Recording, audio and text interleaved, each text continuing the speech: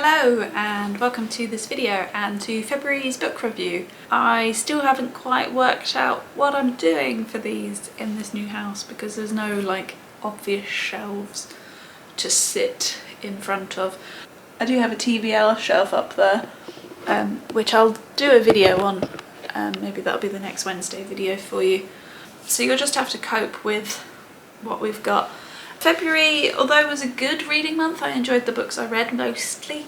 I wouldn't say it was a successful reading month. I only managed 4 books this month, or 4.5 books maybe. The one I'm currently reading is Talia and the Book Wanderers by Anna James, which is an easy read and I am getting through it quickly, but there was no way I was going to finish it before filming this video. So it might be that I do finish that by the end of February because I am filming on the 25th. But as I say, it won't be in this video, it'll be in next month's. So as said, I've been in a weird mood for a lot of February, so reading and pretty much everything else I haven't particularly wanted to do. I've been a bit, it's a hard one to work out, I just haven't really had the drive to do anything, which is a bit deep for a book review. So we're just gonna brush over that and move on to what I actually did read. So I started the month with The Dating Game by Sandy Barker. This follows our main character Abby, who is writing under a pseudonym, a pen name, recaps of a dating show, or most reality shows, but in particular a dating show called The Stag, which has elements of Love Island and The Bachelor. I've never actually seen The Bachelor, but I assume it has elements of The Bachelor in it, where a man, the stag, has a group of women to pick from. So she's writing these sort of recaps. They're very well renowned and people like them a lot. And then they decide, the producers of the show and her editor, that it would be very good for her to write these recaps from inside. So she infiltrates and becomes a, what do they call them? It's not a stagette, is it? A doe, I guess, I don't know. One of the women in the show. So she's sent to Australia to take part in the show, and it's all about her working her way through all of this and getting over all of the challenges that come. And there's obviously a romance in this as well, with one of the one of the editors who's called Jack, who is from Sydney, and I very much enjoyed their relationship.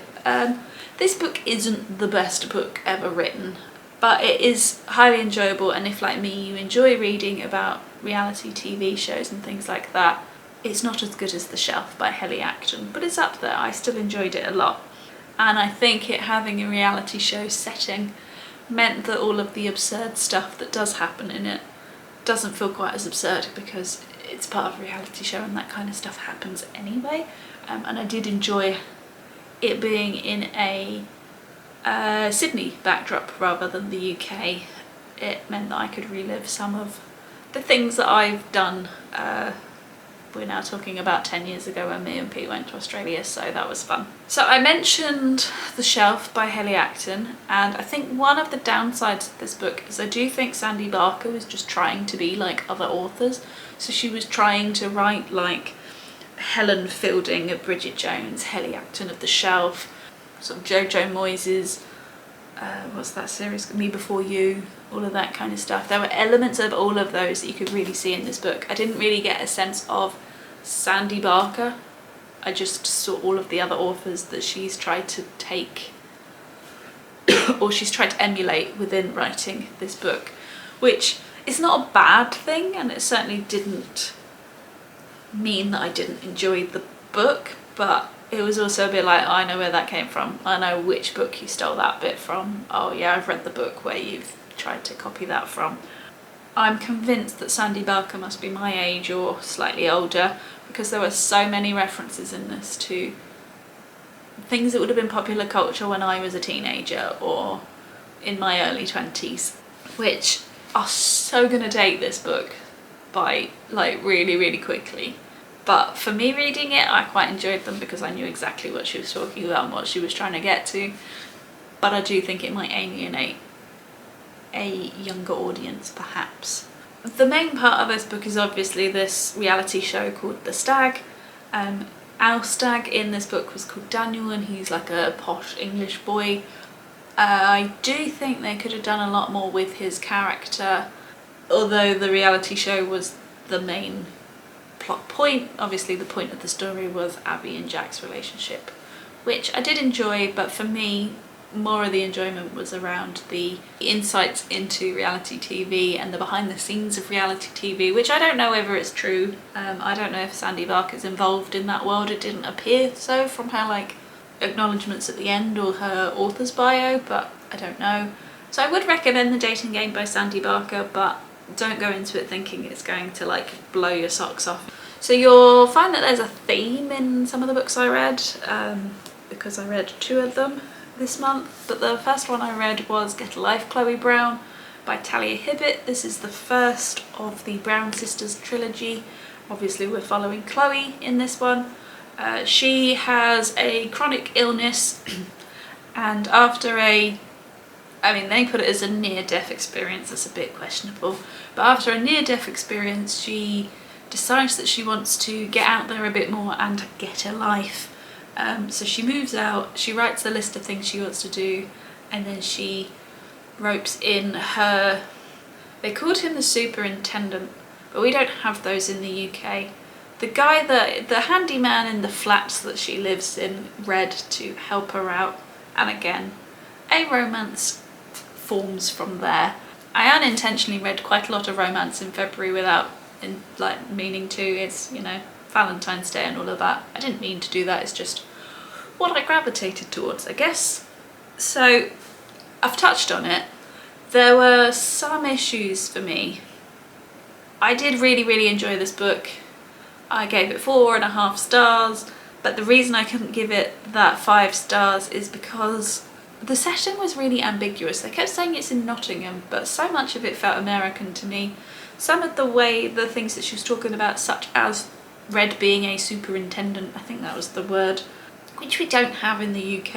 I think there's a few times in here with the spelling of colour, that's the American version, and just things like that that just didn't feel right.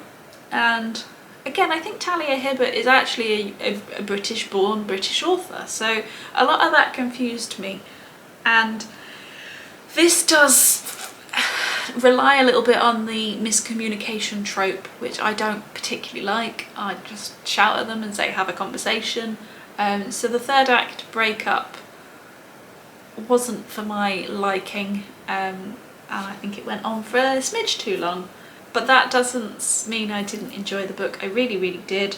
The way that Red's and Chloe's relationship grew, I really enjoyed, and it felt natural. And to begin with, I was unsure on Chloe, but as she developed in the book and as her relationship developed, I grew to really like her and understand her a lot more.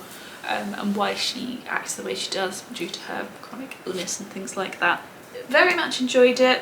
Was looking forward to picking up the second one, which you'll hear about after my next book, which is How to Kill Your Family by Bella Mackie, which was my book for the Buzzword-a-thon for this month, which was to read something with a verb in the title, a doing word, so obviously mine is to kill. Take of that what you wish. This follows our main character Grace, who is trying to get revenge on her paternal family, so she is killing them, essentially. I was very disappointed with this book. This book has a really great cover. I like the cover a lot. It has such a good name that really draws you in. The blurb on the back is pretty short, but it really does intrigue you. They say you can't choose your family, but you can kill them. And I was going into this thinking it was going to be amazing, and in fact I was pretty disappointed with the outcome. I found this a very slow book to read. That might be partly because of the way it's structured, is probably the wrong word, but I'm going to go with structured, in that you could have a chapter that was like 8 pages and then the next one was like 60. And I really hate long chapters anyway, but I hate even more inconsistent chapters. Because I read before I go to sleep. So I like to go, right, I'm going to read until this point. And you really can't do that when a book has such short and long chapters and you don't know where you're going to be next. So that put me off, and that is probably why I was half in a reading slump, I guess. Because I just didn't want to pick it up, because I was like, oh, not that one again. But I think the biggest issue with this book for me is that it has so much promise in the beginning. I really enjoyed the first 60 pages maybe. Certainly up until the end of the first murder. And then it just peters off, it just tails off, and it's confusing really. I don't know how and why it happened, but the more that you're in Grace's head as part of this book, because she's our narrator, the more you go, shut up, go away, I don't care anymore. Like at the beginning you're really weirdly rooting for her to be able to kill all of these family members and complete the revenge plan that she's got, but quite quickly you're like, actually I don't care. You go do you, girl, just not near me, because you're really irritating me now. So in the end you just sort of want her to get on with it, and she doesn't, and it's just long-winded, and for that it makes it a slow read, and then the ending just comes out of nowhere. And I think Mackie was probably trying to make a point about society with the ending, but yeah, it wasn't for me in the end, and that's a shame. But that was How to Kill Your Family by Mackie. As I said, I then went back to Talia Hibbert and Take a Hint, Dani Brown, which is the second book in that Brown Sisters trilogy. And the reason I'm reading these is because of the sister along that's happening on YouTube, which is hosted sorry about my voice, which is hosted by What Victoria Read. So they were reading Chloe Brown in January. I got these for my birthday, which is at the end of January, so I just missed out on taking part in the live show for this one. I did watch it back later on, and if you want more coherent points on that, I would recommend watching those and then watching the live show for this, because I may not make much sense. But then Take a Hint, Dani Brown was February's read, so I thought I would get that in as well so that I can actually join the live show for this book at the beginning of March. So this one follows the middle sister, who is Danica, or Dani Brown. She is very work focused. She works at a university working on her PhD, and due to a fire alarm she ends up being rescued, I mean it's a drill, by Zaf, who's the security guard, and a video of them goes viral. So to help his emerging charity, they start fake dating for the publicity, and of course we all know what was going to happen in the end. As love interests go, I do prefer Zaf to Red.